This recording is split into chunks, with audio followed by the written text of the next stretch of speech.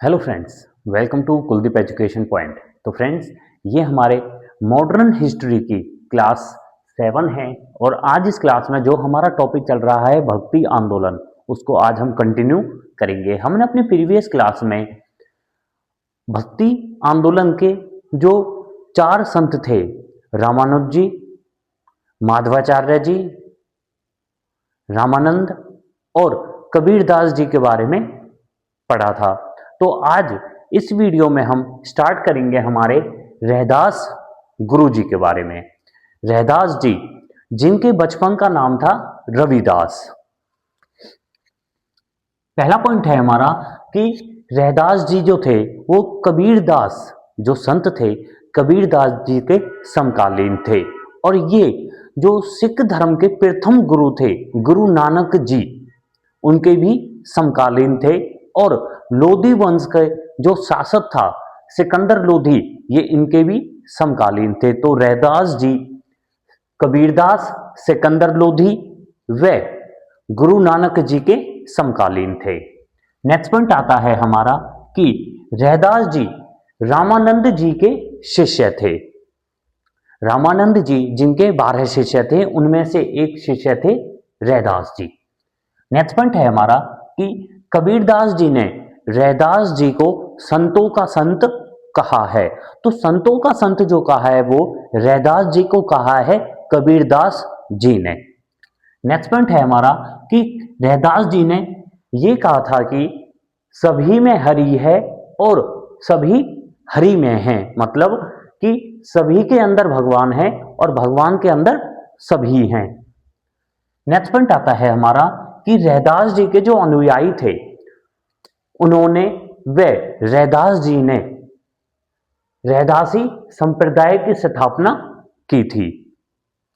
Next point आता है कि रैदास जी की जो जाति थी वो थी चमार व मेघवाल। इससे ये पता चलता है कि रैदास जी जाति के आधार पर भेदभाव नहीं करते थे और उन्होंने चारों वर्ण के जो लोग थे उन्हें अपना शिष्य बनाया था। नेक्स्ट पॉइंट है कि रैदास जी का जो जन्म हुआ था वो 1445 ईस्वी में हुआ था, जो श्री गोवर्धनपुर जो बनारस में है, उत्तर प्रदेश में है, वहां पे हुआ था। नेक्स्ट पॉइंट आता है कि इनका जन्म तो हुआ था बनारस में, परंतु इनका जो निवास था वो था काशी में। तो कुछ बुकों में इनका जो जन्म का पता चलता है वो है काशी भी। नेक्स्ट पॉइंट है हमारा कि मीराबाई जी के आध्यात्मिक गुरु थे। मीराबाई जी जो कृष्ण भगवान की भगत थी, उनके आध्यात्मिक गुरु थे रैदास जी। नेक्स्ट पॉइंट है कि रैदास जी की जो छतरी थी या उनकी जो गद्दी थी वो चित्तौड़ दुर्ग में थी। रैदास जी की जो वानियां हैं, रैदास जी की वानियों को पर्ची कहते थे। रैदास जी की वानियों को पर्ची कहते थे। नेक्स्ट पॉइंट है हमारा कि इनके 30 से अधिक पद गुरु ग्रंथ साहिब में हैं। गुरु ग्रंथ साहिब जो सिख धर्म की सबसे पवित्र ग्रंथ मानी जाती है, जिसे 11वां गुरु माना गया था गुरु ग्रंथ साहिब में, जिसकी रचना 1604 में अर्जुन देव जी ने की थी। तो गुरु ग्रंथ साहिब में रैदास जी के 30 से अधिक पद संकलित हैं। नेक्स्ट पॉइंट आता है कि रैदास जी की जो भक्ति थी वो निर्गुण थी। नेक्स्ट पॉइंट है कि रैदास जी की साधना का स्थल अमृतसर के आसपास ही था। नेक्स्ट पॉइंट है कि रैदास जी जूते बनाकर अपना जीविका चलाते थे। सिकंदर लोधी ने रैदास जी को मुसलमान बनने के लिए कहा था और मुसलमान बनाने का इन्होंने प्रयास भी किया था, परंतु रैदास जी ने इन्हें मना कर दिया था। नेक्स्ट पॉइंट है हमारा कि रैदास जी से मिलने के लिए सदना पीर मुसलमान आया था और सदना पीर ने रैदास जी को मुस्लिम बनने के लिए कहा था, परंतु सदना पीर रामदास रामदास सदना पीर रैदास जी को मुसलमान बनाने के लिए आया था, परंतु ये रैदास जी से इतना प्रभावित हुआ था कि ये खुद रामदास के नाम से इनका शिष्य बन गया था। नेक्स्ट पॉइंट आता है कि रैदास जी के पिता का नाम था रघु और इनकी माता का नाम था धुरी बनिया। रैदास जी, नेक्स्ट पॉइंट है हमारा कि रैदास जी पेशे से मोची व चर्मकार थे और ये अपना जो जीविका चलाते थे वो जूते बनाकर चलाते थे। नेक्स्ट पॉइंट है कि जैसा अभी हमने देखा था कि सिख धर्म के संस्थापक गुरु नानक जी के ये समकालीन थे। ये समकालीन थे गुरु नानक जी और कबीरदास जी और सिकंदर लोधी के। रैदास जी के कथन है कि मन चंगा तो कटौती में गंगा। रैदास जी की जो मृत्यु हुई थी वो लगभग 520 ईस्वी में हुई थी काशी में। तो ये थे हमारे रैदास जी के बारे में जानकारी। जो हमारे अगले संत हैं वो हैं हमारे संत पीपा। संत पीपा जो थे वो क्षत्रिय वंश से थे और उनकी जाति थी राजपूत। संत पीपा एक राजपूत थे जिन्होंने बाद में जाके संत बने थे। सबसे पहला पॉइंट है हमारा कि संत पीपा जी का जो जन्म हुआ था वो 1325 में चित्र पूर्णिमा को गागारोन में हुआ था। इनका जन्म 1325 ईस्वी में चैत्र पूर्णिमा के दिन गागरो में हुआ था। नेक्स्ट पॉइंट है हमारा कि यह संत पीपा जी, इनके बचपन का नाम था प्रताप सिंह। तो संत पीपा जी गागरोन झालावाड़ के शासक थे। नेक्स्ट पॉइंट है कि इनके पिता का नाम था कडावराव खींची और इनकी माता का नाम था लक्ष्मीवती। इनकी पत्नी का नाम था सीता और सीता के कहने पर इन्होंने अपना शासन अपने भतीजे भोजराज को सौंप दिया था। दोबारा से देखिए कि अपनी पत्नी सीता के कहने पर इन्होंने अपना शासन भोजराज जो इनका भतीजा था उसको सौंप दिया था और भोजराज की जो शादी हुई थी वो मीराबाई जी से हुई थी और भोजराज के जो पिता का नाम था वो था कल्याण राव और संत पीपा अपना शासन अपने भतीजे को सौंपने के बाद काशी में रामानंद जी के शिष्य बन जाते हैं। दोबारा से देखिए कि अपनी पत्नी सीता के कहने पर इन्होंने अपना शासन अपने भतीजे भोजराज को सौंप दिया था। भोजराज जिनके पिता का नाम था कल्याण राव और ये अपना शासन सौंपने के बाद काशी में चले गए थे और वहां पे रामानंद जी के शिष्य बन गए थे। भोजराज की जो शादी हुई थी वो मीराबाई जी से हुई थी। मीराबाई जी के गुरु थे रैदास जी। नेक्स्ट पॉइंट है हमारा कि राजस्थान में संत पीपा जी को निगुण भक्ति परंपरा का जनक माना जाता है। संत पीपा जी के बचपन का नाम था प्रताप सिंह।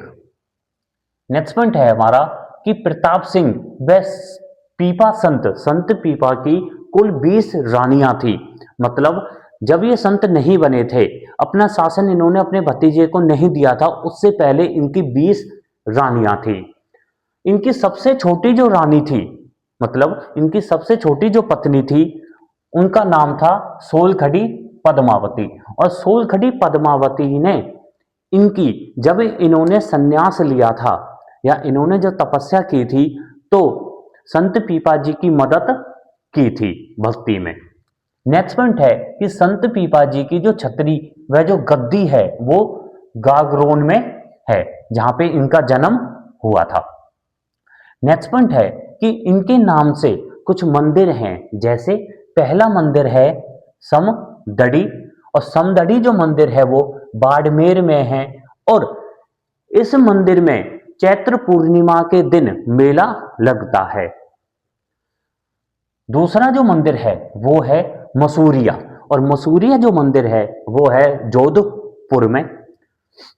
नेक्स्ट पॉइंट आता है कि अंतिम समय में इन्होंने दर्जी का कार्य करके अपना जीवन व्यतीत किया था।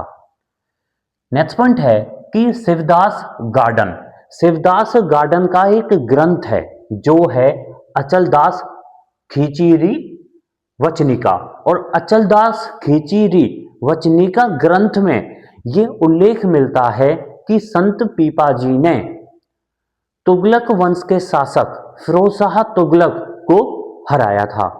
फिरोजशाह तुगलक को हराया था। फिरोजशाह तुगलक ने हरियाणा में हिसार व फतेहाबाद जिले की स्थापना करी थी। नेक्स्ट पॉइंट आता है हमारा कि संत पीपा के उपदेश जो थे वो जोग चिंतामणि ग्रंथ में संकलित हैं।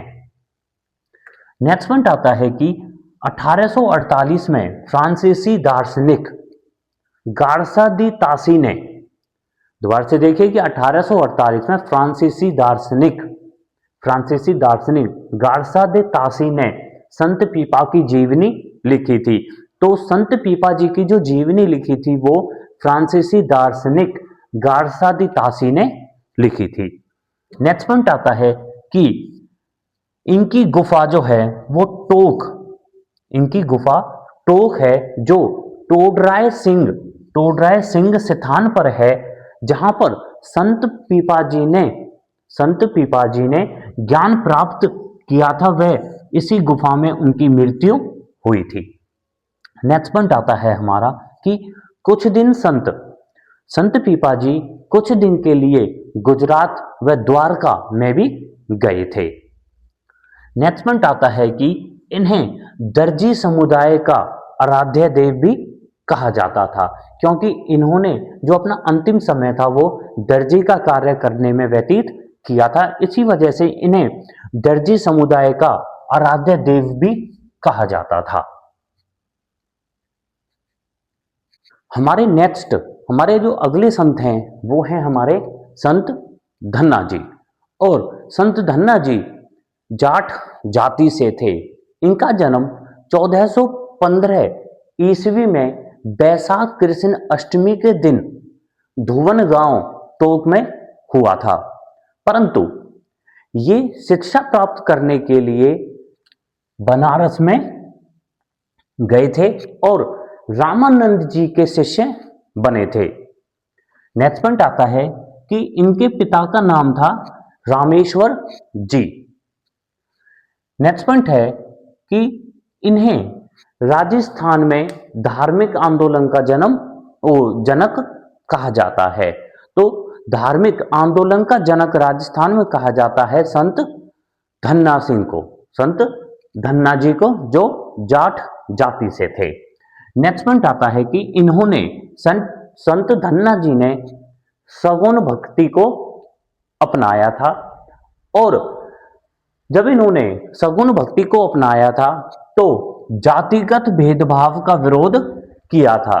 इनका मानना था कि जाति के आधार पर कोई भी भेदभाव नहीं होना चाहिए। नेक्स्ट पॉइंट है हमारा कि इनके कुछ उपदेश, संत धन्ना जी के कुछ उपदेश आदि ग्रंथ, जो सबसे सिख धर्म का सबसे पवित्र ग्रंथ माना जाता है, जो हमारे 10वें गुरु गोविंद सिंह के बाद कोई भी गुरु नहीं बना था, आदि ग्रंथ को ही गुरु माना गया था। तो आदि ग्रंथ में इनके कुछ उपदेश संग्रहित हैं, और आदि ग्रंथ की जो रचना हुई थी 1604 में हुई थी, अर्जुन देव जी के द्वारा हुई थी, जो हमारे सिख धर्म के 5वें गुरु थे। हमारा जो अगला गुरु है, जो हमारा नेक्स्ट गुरु है, वो है दादू दयाल जी। और दादू दयाल जी का जन्म हुआ था 1544 ईस्वी में, और इनकी मृत्यु हुई थी 1603 ईस्वी में।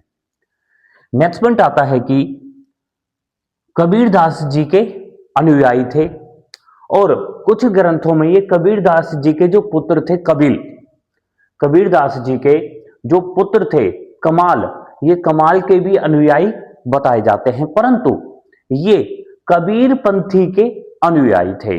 कबीरपंथी जो कबीरदास जी के अनुयायी थे, वह कबीरदास जी के जो पुत्रों के अनुयायी थे, उनको कबीरपंथी कहा जाता है।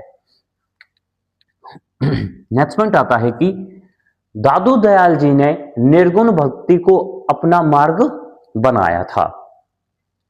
नेक्स्ट पॉइंट है कि कबीरदास जी के सिद्धांतों से प्रभावित होकर दादू दयाल ने अपने दोहे और कविताओं के माध्यम से अल्लाह, राम और गोविंद को अपना गुरु माना था। दोबारा से देखिए कि दादू दयाल जी कबीरदास जी के दोहे और इनकी जो कविताएं थी उनसे इतना प्रभावित थे कि कबीरदास जी के सिद्धांतों को अपना लिया था और अल्लाह, राम और गोविंद जिन्हें अलग अलग समुदाय में भगवान माना जाता है उनको अपना गुरु मान लिया था। नेक्स्ट पॉइंट आता है हमारा कि मुगल शासक अकबर के समकालीन थे। जो मुगल शासक थे अकबर के समकालीन थे दादू दयाल जी। नेक्स्ट पॉइंट आता है हमारा कि दादू दयाल जी द्वारा चलाया गया संप्रदान दादूपंथी कहलाता है। नेक्स्ट पॉइंट है कि दादू दयाल जी ने शिक्षा दी थी, इन्होंने शिक्षा दी थी व इन्होंने कथन दिया था कि विनयशील बनो और अहम से मुक्त रहो। अहम मतलब है अहंकार, कि विनयशील बनो और अहंकार से मुक्त रहो। नेक्स्ट पॉइंट आता है कि इनका जन्म 1544 ईस्वी में अहमदाबाद में हुआ था। नेक्स्ट पॉइंट है कि दादू दयाल जी का संबंध धुनिया जाति से था। दादू दयाल जी का संबंध धुनिया जाति से था। नेक्स्ट पॉइंट है कि दादू दयाल जी राजस्थान में सांभल स्थान पर गए थे। जब ये राजस्थान में सांभल स्थान पर गए थे तो सांभल स्थान पर कुछ दिन रुकने के बाद ये जब वापस आते हैं, सांभल स्थान से जब ये वापस आते हैं तो वापस आने के बाद 1574 में ये ब्रह्म संप्रदाय जिसे दादूपंथी व परब्रह्म संप्रदाय भी कहा जाता है उसकी स्थापना करते हैं। दोबारा से देखिए कि जब दादू दयाल जी सांभर स्थान पर जाते हैं जो राजस्थान में है और वहां पर कुछ दिन रुकने के बाद जब ये वापस आते हैं तो इनके द्वारा ब्रह्म संप्रदाय, दादू पंथ संप्रदाय और परब्रह्म संप्रदाय की स्थापना की जाती है 1574 ईस्वी में। नेक्स्ट पॉइंट आता है हमारा कि दादू दयाल जी ने निपक आंदोलन की शुरुआत की थी। निपक आंदोलन जो शुरू हुआ था वो दादू दयाल जी के द्वारा हुआ था। नेक्स्ट पॉइंट है हमारा कि दादू दयाल जी के जो उपदेश थे, इनकी जो शिक्षाएं थी वो दादू राम की वाणी पुस्तक में मिलते हैं। नेक्स्ट पॉइंट है कि दादू दयाल जी के पिता का नाम था लोधी राम और इनकी माता का नाम था सावित्री, परंतु जो इनके पिता हैं लोधी राम जी को दादू दयाल जी साबरमती नदी में बहते हुए मिले थे। साबरमती नदी में दादू दयाल जी जब छोटे से थे तो बहते हुए मिले थे और इनका जो पालन पोषण किया था दादू दयाल जी के वो लोधीराम और सावित्री जी ने किया था।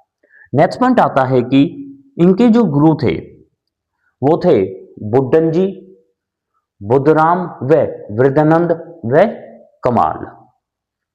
नेक्स्ट पॉइंट आता है हमारा कि 1603 इनका जन्म तो हुआ था 1544 ईस्वी में, परंतु इनका जब निधन हुआ था तो इनका निधन 1603 ईस्वी में ज्येष्ठ कृष्ण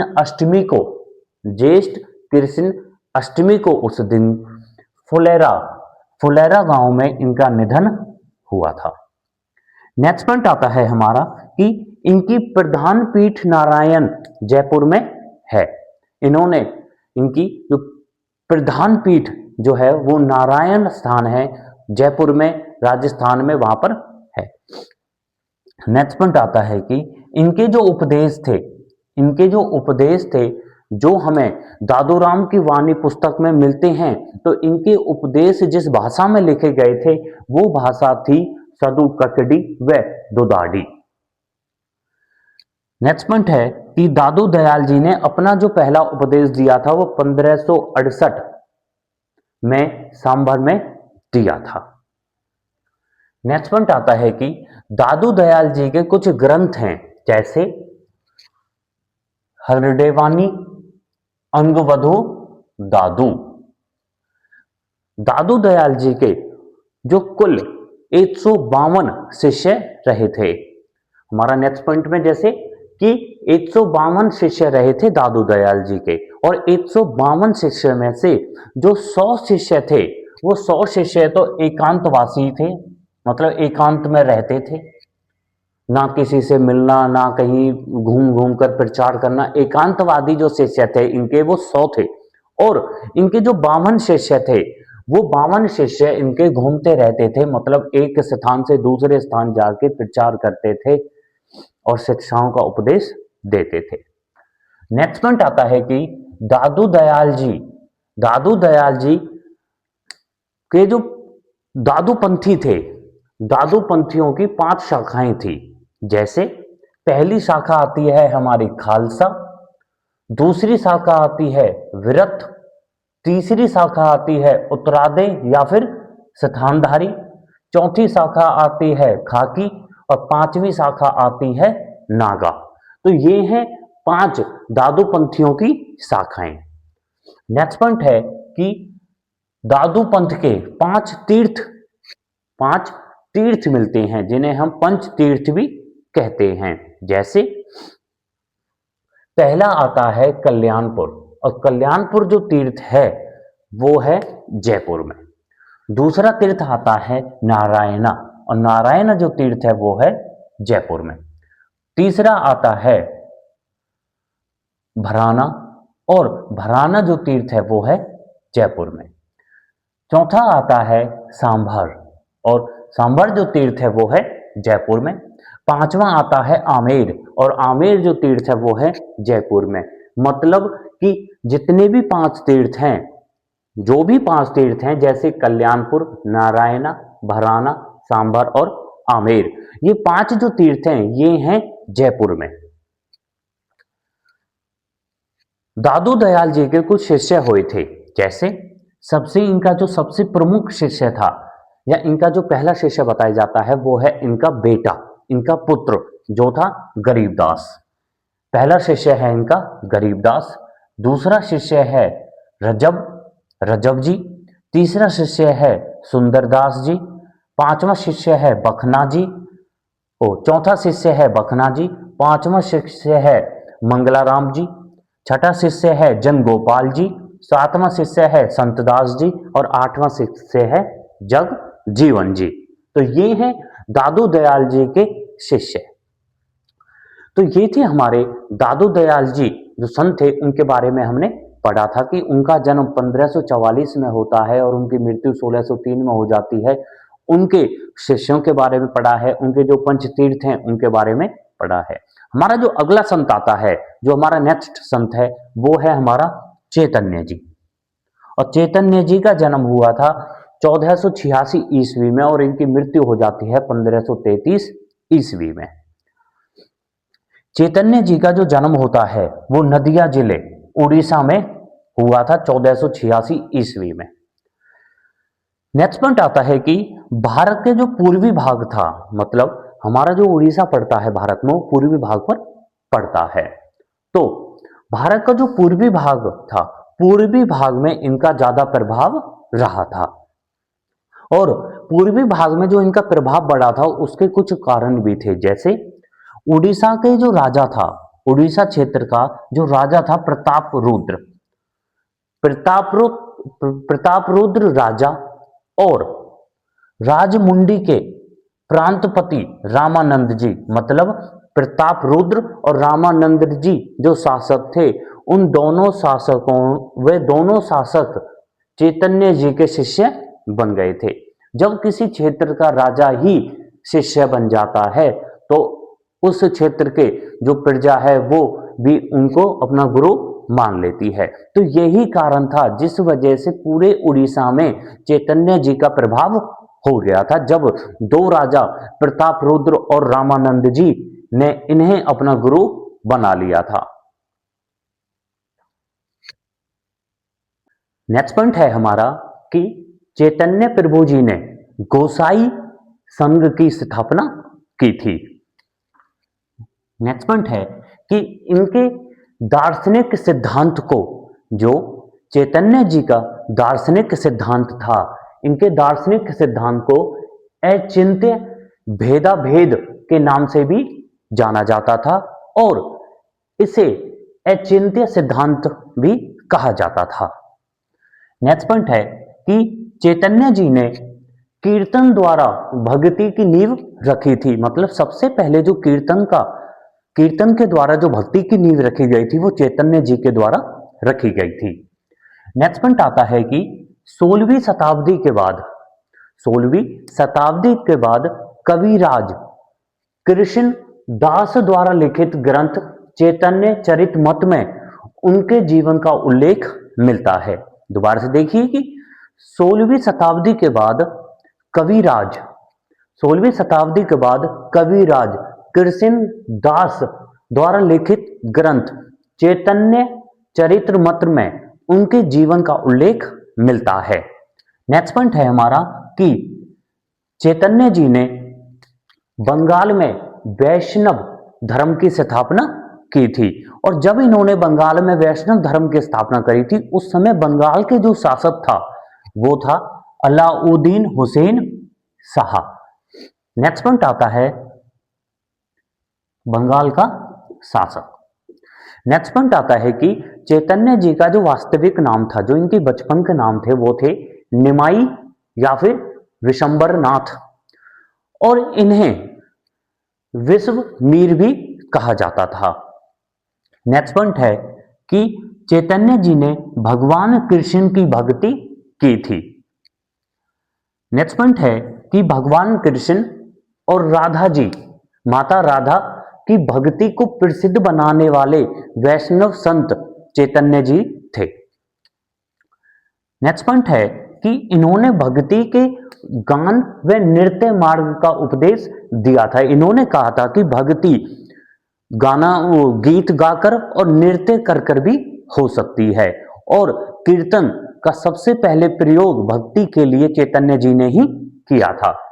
नेक्स्ट पॉइंट आता है हमारा कि गौड़ीय संप्रदाय के प्रवर्तक चैतन्य जी थे। चैतन्य जी को कुछ उपाधियां मिली थी, जैसे विद्यासागर और गौराग महाप्रभु चैतन्य। तो इनकी उपाधि हैं विद्यासागर और गौराग महाप्रभु चैतन्य। नेक्स्ट पॉइंट आता है कि चैतन्य जी के पिता का नाम है जगन्नाथ मिश्र और इनकी माता का नाम है सची देवी। इनकी जो पत्नी थी, चैतन्य जी की पत्नी का नाम है विष्णु प्रिया और इनके जो गुरु थे, इनकी गुरु का नाम है माधवाचार्य जी और ईश्वरपुरी जी। दोबारा से देखिए कि इनके पिता का नाम है जगन्नाथ मिश्र जी, इनकी माता का नाम है सची देवी, इनकी पत्नी का नाम है विष्णुप्रिया और इनके गुरु का नाम है माधवाचार्य जी और ईश्वरपुरी जी। नेक्स्ट पॉइंट आता है हमारा कि चैतन्य जी ने 1510 ईस्वी में अपना गृह त्याग दिया था। मतलब इन्होंने भक्ति के लिए अपने गृह को छोड़ दिया था, अपने घर को छोड़ दिया था 1510 में। और जब चैतन्य जी 24 वर्ष के थे, तो केशव भारती से इन्होंने दीक्षा लेकर संन्यास लिया था। नेक्स्ट पॉइंट आता है हमारा कि इनके विचारों को आधुनिक वैष्णववाद भी कहा जाता है। नेक्स्ट पॉइंट है कि आमेर जो हमारा राजस्थान में है क्षेत्र, आमेर का शासक था मानसिंह प्रथम और मानसिंह प्रथम ने वृंदावन में राधा गोविंद मंदिर का निर्माण करवाया था। तो वृंदावन का जो राधा गोविंद मंदिर है उसका निर्माण मानसिंह प्रथम ने करवाया था, जो आमेर का शासक था।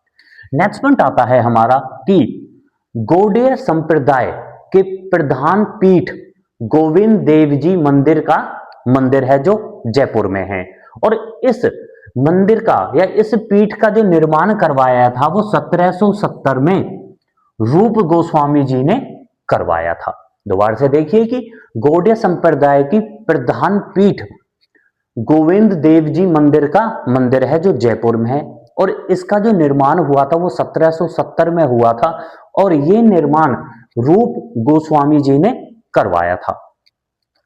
नेक्स्ट पॉइंट आता है कि गौड़ीय संप्रदाय के अन्य पीठ कौन कौन से हैं। हमने कुछ अपने पीठ पढ़े थे, अब हमारे कुछ और पीठ हैं जो गौड़ीय संप्रदाय के हैं। जैसे हमारा पहला जो पीठ है वो है हमारा मदन मोहन जो हमारा करौली में है, और इस मदन मोहन पीठ की जो स्थापना करी थी वो गोस्वामी जी ने की थी। दूसरा आता है हमारा गोपीनाथ जी मठ, और गोपीनाथ जी मठ हमारा जयपुर में है, और इसकी स्थापना मधु पंडित जी ने की थी। तीसरा आता है हमारा राधा विनोद मठ, और राधा विनोद मठ भी है जयपुर में, और इसकी स्थापना करी थी लोकनाथ स्वामी जी ने। चौथा जो हमारा मठ है वो है राधा दामोदर, और राधा दामोदर भी है हमारा जयपुर में, और इस मठ की स्थापना करी थी जीव गोस्वामी जी ने। चैतन्य जी के ये कुछ मठ हैं। उसके बाद चैतन्य जी की जो मृत्यु होती है वो 1533 में इनका निधन हो जाता है। तो ये थे हमारे चैतन्य जी के बारे में जानकारी। हमारे जो अगले संत आते हैं वो हैं हमारे सूरदास जी। सूरदास जी का जन्म 1478 ईस्वी में हुआ था, और इनकी मृत्यु 1583 ईस्वी में हो गई थी। नेक्स्ट पॉइंट है हमारा कि सूरदास जी भक्ति आंदोलन की सगुण धारा के कृष्ण मार्गी शाखा के प्रमुख संत थे। मतलब इन्होंने जो भक्ति की थी वो भगवान कृष्ण की थी। इनके इष्ट देव जो थे वो भगवान कृष्ण जी थे। नेक्स्ट पॉइंट है कि सूरदास जी के जो गुरु थे, सूरदास जी के गुरु थे वल्लभाचार्य जी। वल्लभाचार्य जी के शिष्य थे सूरदास जी।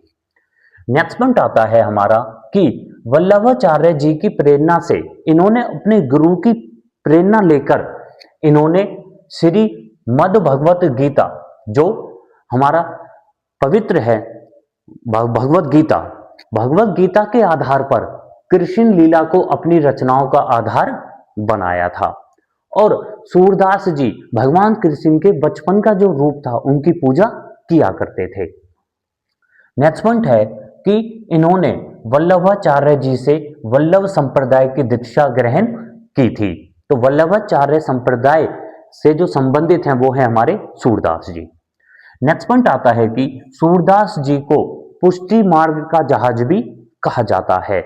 पुष्टि मार्ग का जहाज सूरदास जी को कहा जाता है। नेक्स्ट पॉइंट है हमारा कि इन्होंने जो अपनी रचनाएं की थी,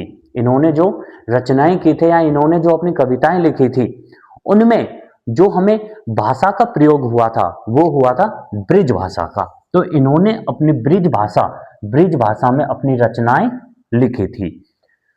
नेक्स्ट पॉइंट है हमारा कि सूरदास जी की कुछ प्रमुख रचनाएं हैं, जैसे सूर सारावली, साहित्य लहरी, सूर सागर, सूर रामायण और सूर पच्चीसी। तो ये हैं कुछ प्रमुख रचनाएं सूरदास जी की जो इन्होंने ब्रिज भाषा में लिखी थी। सूर सागर में भगवान कृष्ण के बचपन के रूप का उल्लेख मिलता है। नेक्स्ट पॉइंट है हमारा कि इन्होंने जो कविता लिखी थी एक अष्टछाप कविता के जो कवि थे वो थे हमारे सूरदास जी। नेक्स्ट पॉइंट आता है कि सूरदास जी का जब जन्म हुआ था 1478 ईस्वी में, 1478 ईस्वी में जब इनका जन्म हुआ था तो इनके जन्म पर भी कुछ इतिहासकारों में मतभेद हुए थे। जैसे कुछ इतिहासकारों का यह मानना था कि इनका जन्म फरीदाबाद में हुआ था, सिही गांव में हुआ था, परंतु कुछ इतिहासकारों का ये मानना था कि इनका जन्म रूंगकता गांव में हुआ था जो आगरा में है। तो हमारा नेक्स्ट पॉइंट है कि इनके जन्म जो 1478 में हुआ था वो इतिहासकारों के अनुसार सिही गांव फरीदाबाद व रूंगकता गांव जो आगरा में है उसमें हुआ था, परंतु जो मान्य मत है सूरदास जी के जन्म का वो है हमारा सिही गांव फरीदाबाद।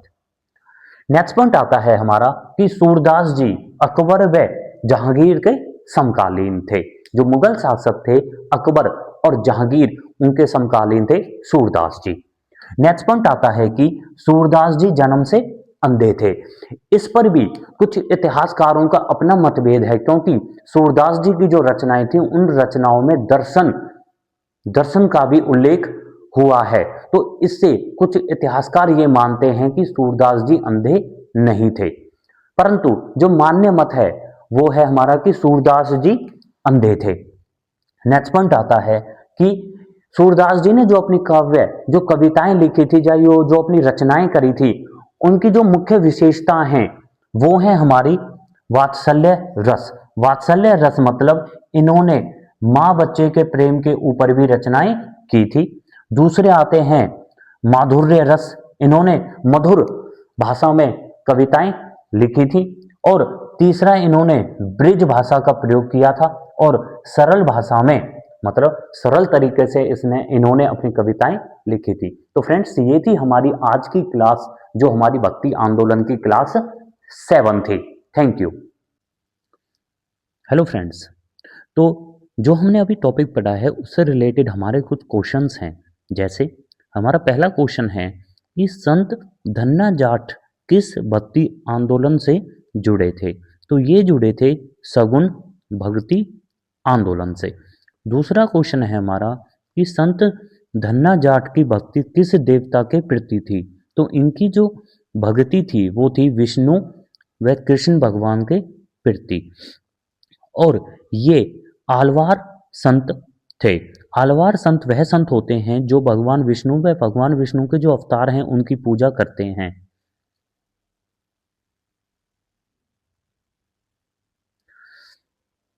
तीसरा क्वेश्चन है हमारा कि संत धन्ना जाट का नाम किस ग्रंथ में मिलता है? तो इनका नाम मिलता है गुरु ग्रंथ साहिब में। इनकी जो उपदेश थे वो गुरु ग्रंथ साहिब में संकलित हैं। और गुरु ग्रंथ साहिब की जो रचना की थी वो अर्जुन देव जी ने की थी 1604 ईस्वी में। चौथा क्वेश्चन है हमारा कि संत धन्ना जाट किस सामाजिक वर्ग से थे? तो ये किसान थे और जाट समुदाय से थे।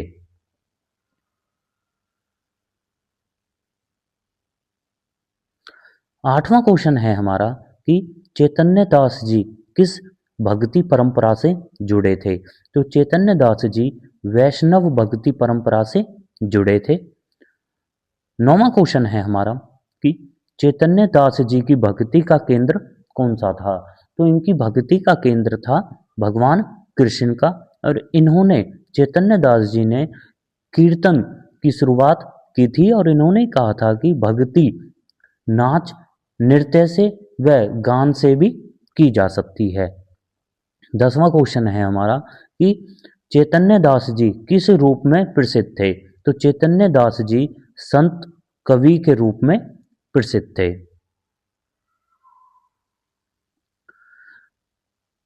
हमारा अगला क्वेश्चन है कि संत सूरदास जी किस भक्ति आंदोलन से जुड़े थे? तो संत सूरदास जी सगुण भक्ति आंदोलन से जुड़े थे। नेक्स्ट क्वेश्चन है हमारा कि संत सूरदास जी किस देवता के उपासक थे? तो संत सूरदास जी कृष्ण देवता के उपासक थे जो भगवान विष्णु के ही अवतार थे। और संत सूरदास जी भी आलवार संत थे, आलवार धर्म से संबंधित थे।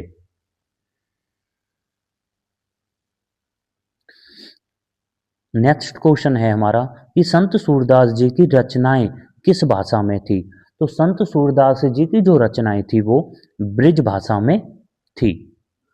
चौथा क्वेश्चन है हमारा इसमें कि संत सूरदास जी के गुरु कौन थे? तो संत सूरदास जी के गुरु थे वल्लभाचार्य। वल्लभाचार्य जी इनके गुरु थे और इन्होंने वल्लभाचार्य जी से ही वल्लभ संप्रदाय की दीक्षा ग्रहण की थी। पांचवा क्वेश्चन है हमारा कि संत सूरदास जी किस संप्रदाय से संबंधित थे। तो संत सूरदास जी पुष्टि मार्ग से संबंधित थे और इन्हें पुष्टि मार्ग का जहाज भी कहा जाता था। नेक्स्ट क्वेश्चन है हमारा कि सूरदास जी की सबसे प्रसिद्ध रचना कौन सी है। तो सूरदास जी की सबसे प्रसिद्ध रचना है सूर सागर। वैसे तो इनकी रचना है जैसे साहित्य लहरी भी इनकी रचना है, सूर सारावली भी इनकी रचना है और सूर सागर भी इनकी रचना है, परंतु सबसे प्रसिद्ध जो रचना है वो है हमारी सूर सागर। और सूर सागर में इन्होंने भगवान कृष्ण के बचपन के रूप का उल्लेख किया है। नेक्स्ट क्वेश्चन है हमारा कि संत सूरदास जी किस रस के लिए विशेष रूप से प्रसिद्ध थे। मतलब इनकी जो रचनाएं थी, इनकी जो कविताएं थी, उनमें कौन सा रस रहता था। तो इनका जो प्रमुख रूप से जो रस रहता था कविताओं में वो वात्सल्य रस रहता था, जिसमें माँ व बच्चे की का उल्लेख मिलता था। नेक्स्ट क्वेश्चन है हमारा कि संत सूरदास जी का जन्म किस शताब्दी में माना जाता है। तो इनका जो जन्म हुआ था वो 15वीं शताब्दी में माना जाता है और इनका जन्म 1478 ईस्वी में हुआ था। इनका जन्म इतिहासकारों के जो मत है वो कि इनका जन्म सिही गांव फरीदाबाद में हुआ था। नेक्स्ट क्वेश्चन है हमारा कि संत सूरदास जी की भक्ति का मुख्य विषय क्या है। तो इनकी जो भक्ति का मुख्य विषय है वो है कृष्ण भगवान की बाल लीलाएं। मतलब भगवान कृष्ण के जो बचपन की लीलाएं हैं उनका इनकी भक्ति का मुख्य विषय है। 10वां क्वेश्चन आता है हमारा कि संत सूरदास जी के बारे में कौन सा कथन सही है। तो संत सूरदास जी के बारे में कि वो ब्रिज भाषा के महान कृष्ण भक्त कवि थे। तो फ्रेंड्स ये था हमारा आज का टॉपिक जिसमें हमने अपनी थ्योरी के साथ साथ MCQ क्वेश्चंस भी किए हैं। Thank you.